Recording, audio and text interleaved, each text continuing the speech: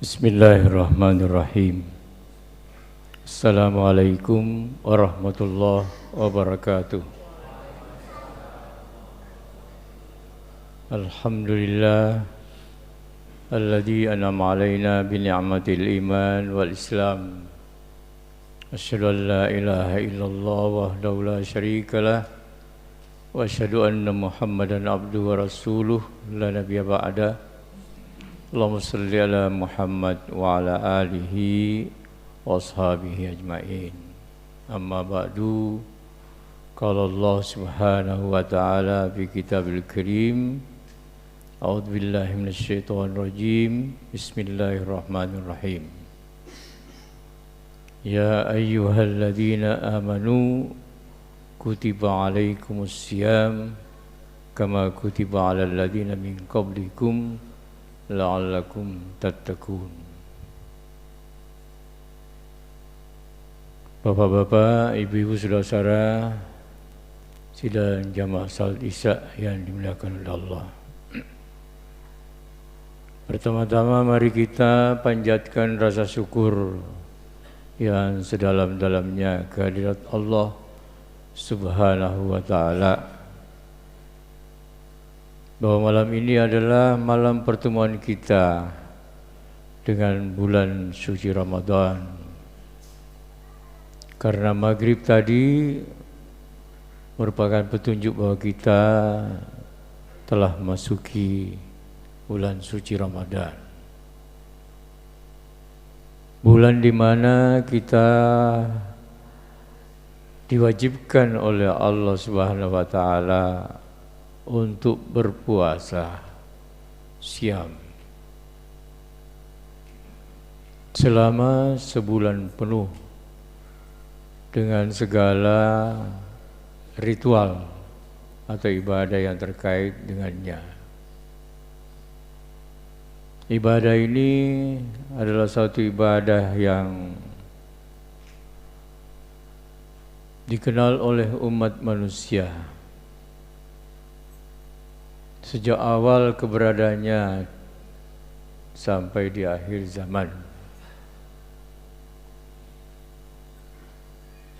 Nabi Adam sendiri diperintahkan oleh Allah berpuasa. Bentuknya lain, yaitu tidak boleh mendekati pohon khuldi. Dan ternyata memang gangguannya cukup banyak,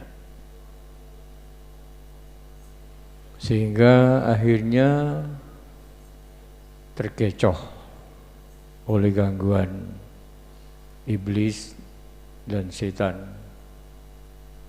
bahkan dibujuk untuk memakan buah itu.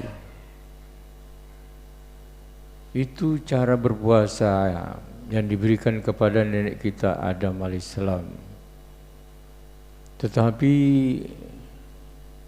dia batalkan puasa itu dan berakibat fatal bagi kehidupan cucu-cucunya kemudian hari, karena harus meninggalkan surga dan turun ke bumi. Itulah akibat fatal dari seseorang manusia yang tidak memperhatikan perintah-perintah Allah Subhanahu wa ta'ala. Kesenangan yang sudah diraih oleh Nabi Adam akhirnya hilang dan harus berusaha kembali untuk menemukannya. Itulah pengalaman pahit manusia. Karena itu dalam perjalanan puasa ini Allah Subhanahu wa ta'ala melakukan rekonstruksi supaya lebih tidak terbebani manusia itu ketika menjalankannya. Maka kalau kita lihat dalam puasa ini Allah Subhanahu wa taala memukakan satu desain manajemen dalam melakukan satu ibadah. Allah Subhanahu wa taala mengemukakan dalam ayat 183. Meskipun ayat itu pendek, tapi dia memberikan kepada kita satu pedoman bagaimana memanage suatu ibadah. Ada nilai dasarnya dan ada nilai cara dan ada nilai tujuan. Itu adalah satu hal yang berproses dalam satu manajemen. Ketika seseorang melakukan sesuatu harus ada dasarnya. Ada dasar-dasar pikirannya, dasar-dasar filsafatnya, sehingga dia harus melakukan sesuatu itu. Dan bagaimana cara melakukan sesuatu yang terkandung dalam filsafat itu? Allah Subhanahu wa taala juga memberikan kepada kita cara-cara berpuasa yang kemudian itu diatur dalam ayat 184, 185, 186 dan 187. Bagaimana cara dan aplikasi daripada perintah puasa itu? Kalau Bapak Ibu bisa membacanya dalam ayat-ayat 184 sampai 87 akan terlihat. Satu misalnya ayyam ma'dudat. Kandungan ayat itu mengatakan bahwa berlangsungnya puasa itu tidak lama, karena dia diutarakan dalam bentuk isim nakirah, tidak pakai alif lam. Jadi hanya beberapa waktu yang bisa Anda hitung. Cara berhitung orang lama itu tidak pakai komputer. Karena tidak usah pakai komputer pun jadi. Cukup dengan tangan. Sehingga Nabi memukakan berapa jumlah hari puasa itu. Dia lakukan ini. Lalu hilangkan satu. Jadi bisa 29 dan bisa 30 hari. Hanya pakai tangan yang dianugerahkan oleh Allah cukup. Tidak usah pakai komputer menghitungnya.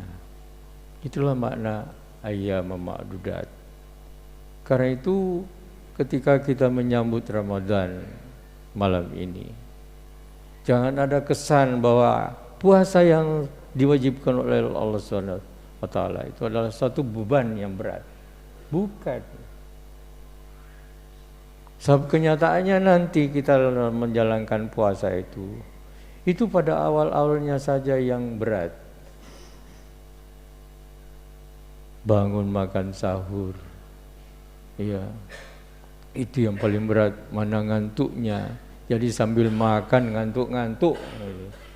Sehingga tidak bisa memakan makanan agak banyak karena situasinya seperti itu. Tapi Rasulullah mengatakan makanlah sahur di akhir waktu. Karena itu tidak ada sahur di awal-awal jam 12 atau jam 1, tidak. Yang terbaik itu ialah pas makan alhamdulillah selesai azan subuh. Paling bagus. Supaya rasa lapar pada pagi hari tidak terlalu berat.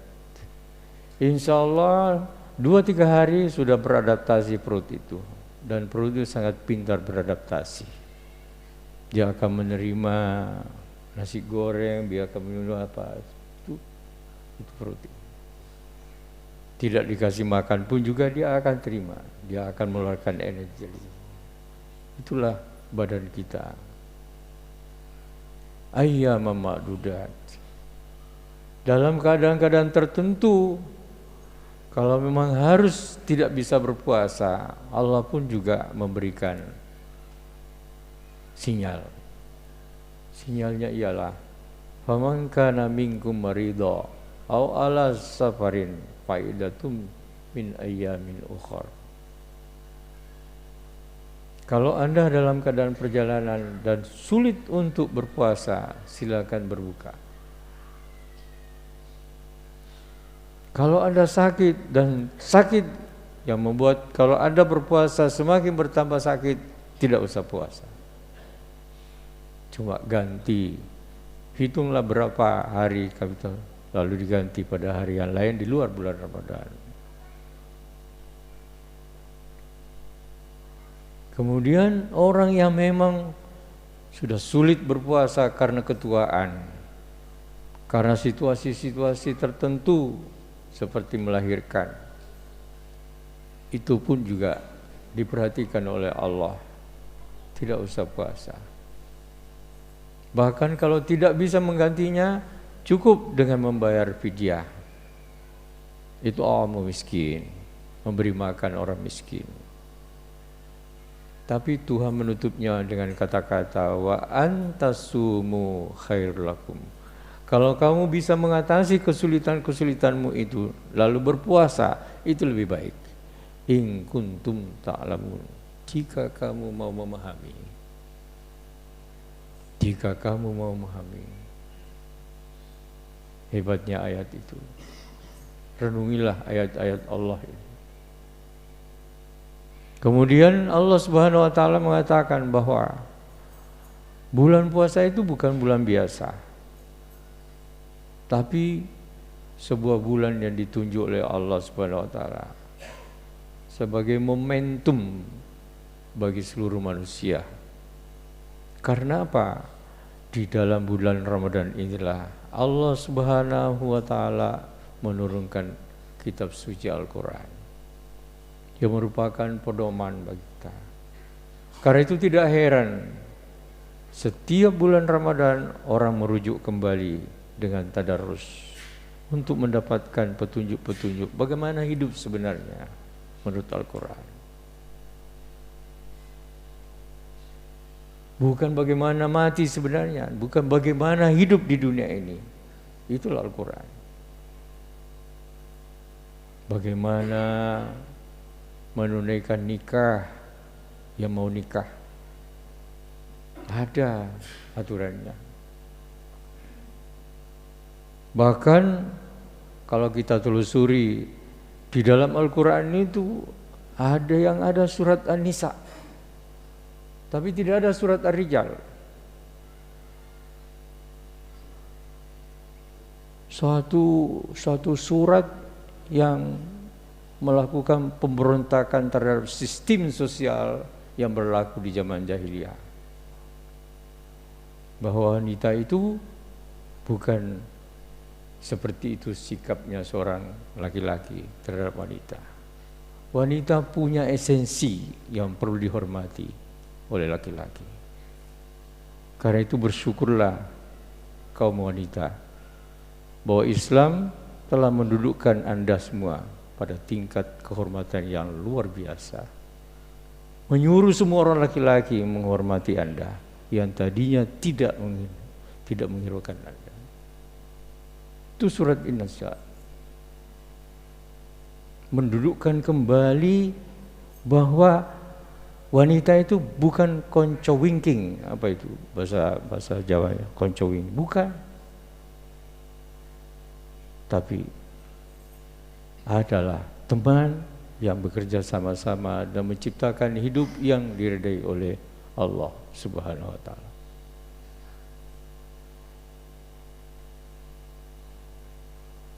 Bapak sekalian, kemudian Allah Subhanahu wa taala menegaskan lagi dalam ayatnya, kalau kamu menyaksikan bulan puasa maka puasalah. Lalu kemudian diulangi kembali siapa yang musafir, siapa yang sakit supaya bisa berzakat. Allah menegaskan kembali dengan kata-kata yuridullahu bikumul yusra wa la yuridu. Allah tidak menghendaki kamu itu terlibat dalam kesulitan karena puasa ini. Allah ingin memudahkan hidupmu. Jadi puasa itu adalah way out untuk menyelesaikan masalah-masalah kehidupan kita dengan mencoba mendekati Allah Subhanahu wa taala. Ya Allah, aku punya masalah. Aku tidak bisa menyelesaikannya. Karena itu ayat 186 Allah bicara kedekatan kita dengan Allah. Wa idza sa'alaka ibadi anni fa inni qarib. Ujibu da'watad da'i idza da'an. Falyastajibu li wal yu'minu bi la'allam yarshudun. Apabila hamba-hamba aku bertanya tentang aku, bilang, hai Muhammad, aku itu dekat. Kapan? Ketika kamu berpuasa. Sangat dekat ketika kamu berpuasa. Karena itu kalau mau meminta sesuatu kepada Allah, cobalah berpuasa. Beda sekali kita sembahyang dalam kondisi puasa dan tidak puasa. Rasa dekat kita dengan Allah luar biasa. Bagaimana wujud kedekatan kita dengan Allah? Allah mengatakan, ujibu da'watad da'i idza da'an. Aku akan memperkenankan ketika hamba-hambaku itu meminta sesuatu. Apa yang Anda minta? Mintalah kepada Allah. Hanya dua syaratnya, falyastajibu li wal yu'minu bi la'allam yarshudun. Apa yang aku perintahkan tunaikan, apa yang aku larang jauhi. Falyastajibu li, dan tetap menjaga imanmu kepada aku. La'allahu yarshudun, aku akan beri kecerdasan untuk menyelesaikan masalah-masalah. Ada intervensi Allah Subhanahu wa taala. Luar biasa puasa itu. Karena itu di tahun ini jangan sampai tidak berpuasa tanpa alasan-alasan syar'i. Karena dia akan berakibat fatal, seperti fatalnya Nabi Adam dilemparkan dari surga dan harus merasakan pahitnya. Kita tidak ingin seperti itu. Jangan mengulangi nasibnya Nabi Adam ketika di surga dan harus dilemparkan ke bumi ini.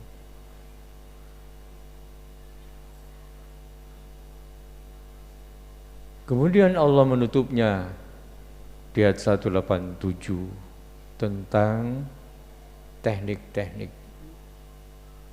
bagaimana hubungan seseorang suami istri. Sampai di situ. Berpuasa bukan berarti menjauhi istri sejauh-jauhnya dan tanpa ada apa-apa, tidak. Allah tetap memberikan pada kita bahwa suami istri halal. Halalnya kapan? Lailatul Siyamir rafasu ila nisa'i. Anda boleh berhubungan dengan suami istri pada malam hari Ramadan. Umar bin Khattab, salah seorang sahabat Rasulullah, berbuka puasanya Umar itu tidak dengan minum air putih, tidak. Dia panggil istrinya dan masuk kamar. Itulah buka puasa dia.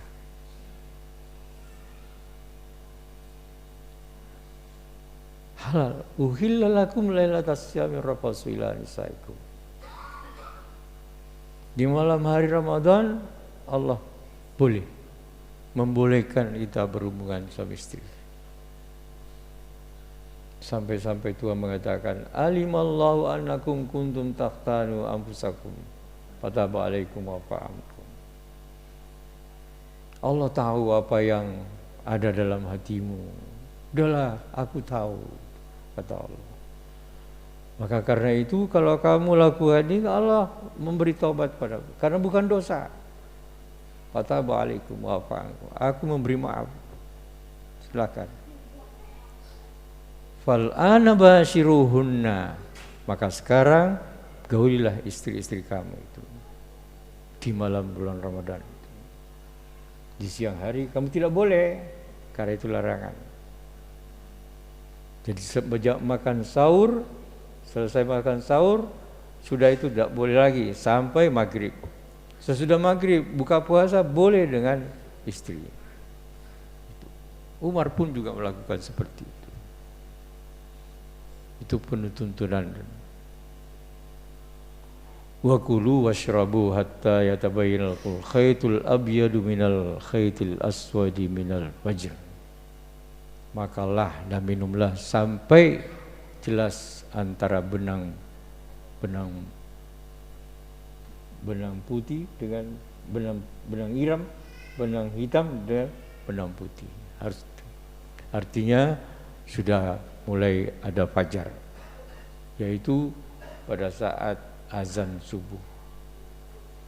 Adapun imsak itu apa? Artinya berjaga-jaga. Tidak bolehnya itu adalah pada saat azan subuh. Jadi kalau masih imsak itu masih bisa, tapi jangan terus, sebab itu waspada kita. Siapa tahu jamnya azan subuh itu